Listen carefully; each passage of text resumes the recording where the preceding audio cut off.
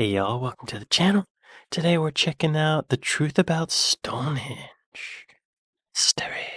Most people's idea of Stonehenge is of a mystical and mysterious place filled with fog and chanting druids. The first part of that is pretty true, but that second bit about the druids? Yeah, not so much. What? I'm Siobhan, and this— Hang on, Siobhan.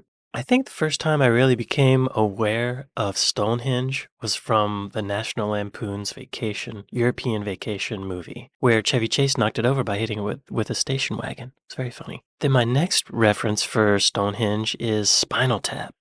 But I've always thought that it was a temple, and it's lined up with the sun, and they used it to keep track of the seasons, like the time, like when to plant crops and all that. Other people say that they sacrificed people there, which may have been true. Siobhan's gonna tell us the truth, though. Apparently, there weren't druids and wizards and all that. Fine, Siobhan. Spoil our fun. This is Anglophenia.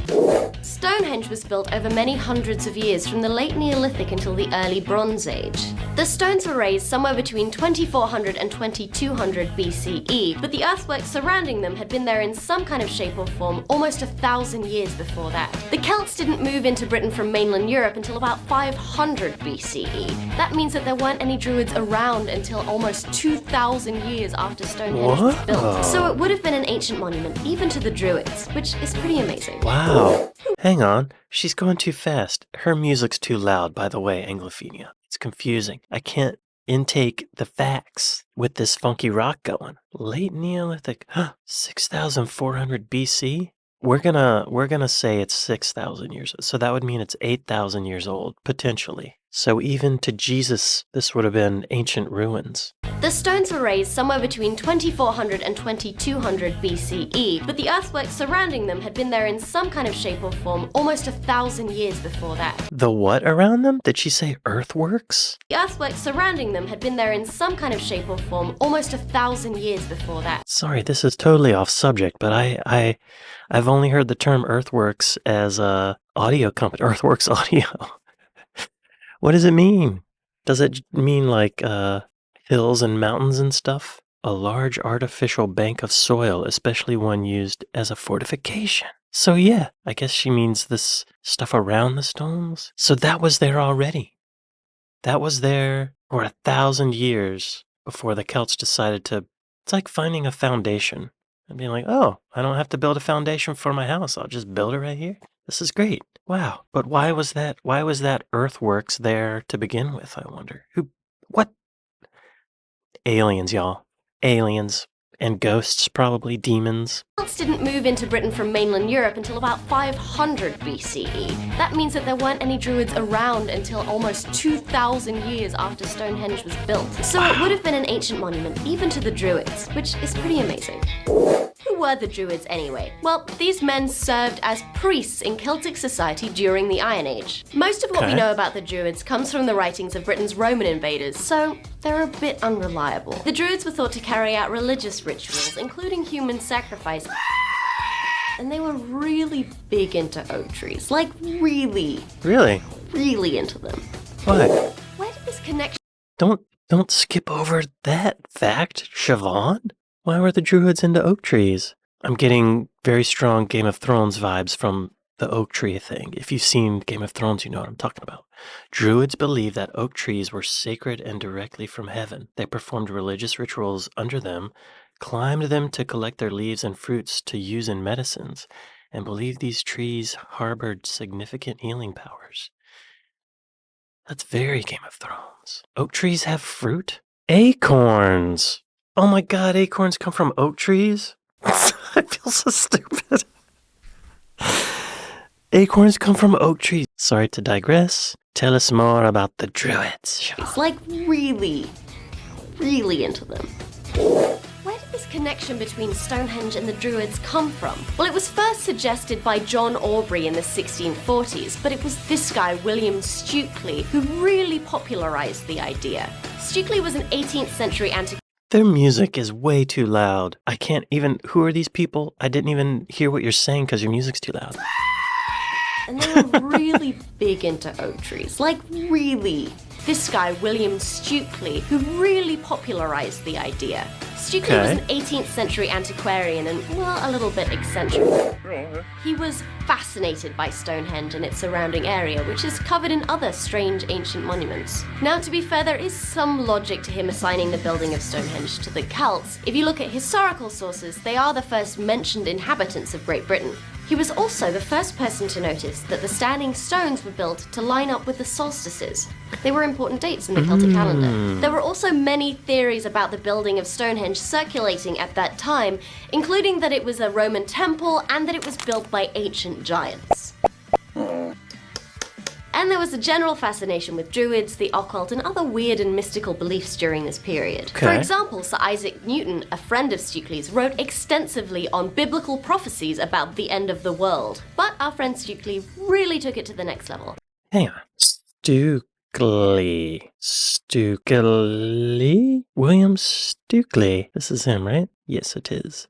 Let's find out more about this Bill Stukeley fella. Old Bill Stukeley, an English antiquarian. What does antiquarian mean? Oh, an antiquarian is an aficionado or student of antiquity. Oh, okay, yeah. How did he die? In early 1765, Stukeley suffered a stroke, fell into a coma, and remained in this state for 3 days before dying in his bed on March 3rd, age 77. Pretty good. Gosh, I hope I live that to be 77, at least. I hope. Those strokes are no joke, though, y'all. They'll get you. He was buried without a monument in the churchyard of St. Mary Magdalene's Church, East Ham, which he is said to have selected as his resting place on a visit there during his lifetime. Cool. Stukeley believed that the Boscawen stone circle in Cornwall was built by Hercules, whom he regarded as a Phoenician druid. Hercules didn't exist, though, did he? I don't think he actually existed. Is Hercules real? This is a dumb question. Was Hercules real? Hercules, also known as was not a real historical figure. Stukeley, get it together. This guy's on some fantasy. I want to party with him, though. Stukeley probably found some beautiful mushrooms in the fields, and he was hungry. And then he believes Hercules is real. He probably saw Hercules on the ground. All right, Bill Stukeley, we know all about you. He became obsessed with the idea of druids, to the point where he built a druidic garden behind his house, he started doing rituals at Stonehenge, and he even started signing his name Archdruid Kindernax. He wrote an elaborate work published in 1740 called Stonehenge, a temple restored to the British Druids, in which he laid out all of his ideas. Now, there was some good archaeology in there, but most of it was pretty crazy. But when you repeat nonsense enough times, somehow it has a way of sticking. You know, kind of like viral videos. Oh, I'm going to ask you this later, but please share this on Facebook. So the Druids had nothing to do with it. Nothing at all. It was Bill doing mushrooms in the fields, making stuff up with Isaac Newton. If Isaac Newton says something is real, you believe it. That's the problem. Isaac was like, yeah, man, the Druids. Hey, Ike, what do you think about this? The Druids built Stonehenge. Oh, yeah, Bill, they probably did. I bet they did. Great. Write it down, publish it, print it, send it out. It becomes fact. It's good PR for the Druids, though. It makes them seem really brilliant and strong. How do you prop those stones up? How'd you do that? I think I've said this on the channel before, but I saw in another video about how the stones sitting on top actually have these little concave areas in them, and the stones on the bottom have the opposite of concave. I always forget the word. Convex? Convex, yeah. So there's like little nips on there that keep the stones in place. That's brilliant. They're like Legos. Ancient Legos. Moving on, Siobhan. Oh, I'm going to ask you this later, but please share this on Facebook. I don't have a Facebook account, The real builders of Stonehenge remain fairly mysterious, although researchers at the University of Sheffield have done some pretty great excavations there recently. Some of the stones were brought all the way from Wales. Wales! That's hundreds of miles away over very unwelcome, hilly terrain. And remember, these people hadn't even invented the wheel. Man, I am glad I have the internet so I can just fill my time with stuff. So that's where the connection between Stonehenge and the Druids comes from. One man's obsession with an ancient religion turned into an idea so universally accepted that it's almost always taken as fact. There are even modern-day Druids who have adopted Stonehenge as a holy site. What other British myths should I explore? Tell me in the comments. What did she say about repeating facts? 200 miles? They're dragging stones? Maybe, I mean, if I didn't know any better, I'd think Hercules built this too. Hilly terrain. And remember, these people hadn't even invented the wheel. That's crazy. Man, I am glad I have the internet so I can just fill my time with stuff. Yeah. So, wow, the Druids had nothing to do with it. They don't know who really built it, I guess, right? I didn't realize that Druids were Celtic priests. I guess I always thought Druids was the name of the whole group of people, but it's just the priests of the Celts. Druids were Celts, but not all Celts are Druids. Who built Stonehenge and why?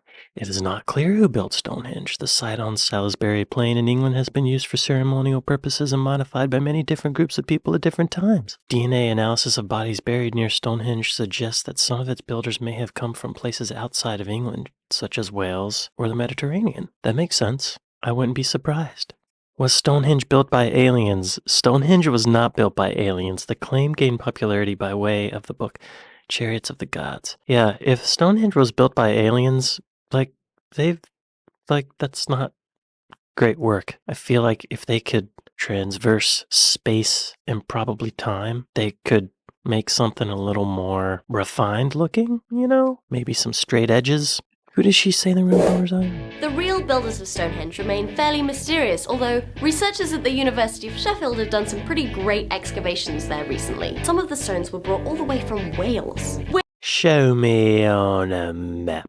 Wales. Stonehenge. 144 miles? That's far. How long would it take me to walk? Straight up walk.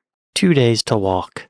That's without a giant stone. There are no flights available. On a bike, it would take 13 hours. There are no public transportation options. Amazing. That's so far. Why would you do that? Stonehenge.